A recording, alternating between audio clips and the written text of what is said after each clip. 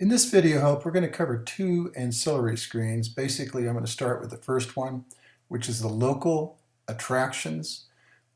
What this came about was over the years, we've had people that had lodging, and we've had the lodging app around for almost 12 years now. What they needed was something to manage information in the local area. What we've done is we've added this into the application where in this particular case it's showing the video help, and this is derived from a drop-down list. I'll let it drop down here. We've got Google search, my website for development, and the third one currently that's in there is the video help that we have in here. So this is the individual video screen help that's built into this. You can add any URL that you want to, and I'll show you how you do that.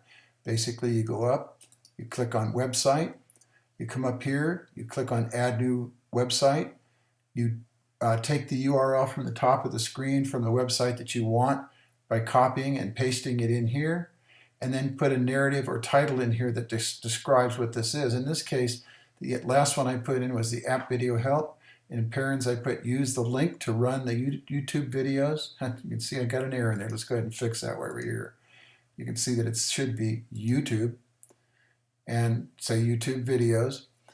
And now what we can do in here, as we leave here, you can view each one of the items that are in here. And if you need to make a correction or an error is in it, you can just click on the portal.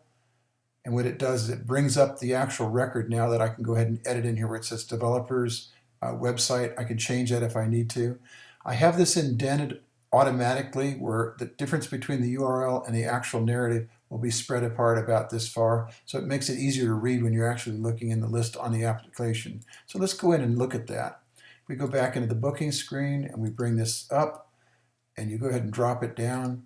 You're going to see that it is truncated and there's a space in between here so you can read what it is. And you can always look up here to see what it actually says as far as the data. And you can continue to do that by seeing that it says this is a YouTube playlist and that's the actual URL. And then down here it's the developer's website, and then Google search is in here. Okay, let's do another thing. Let's go back out to the main screen. I'm going to show you another thing that we've added in here. At the very top of the screen, you can see the video help over here on this side. It's also, the individual screens has an access to get to the video help down here. But let's go back up to this one and see what it does.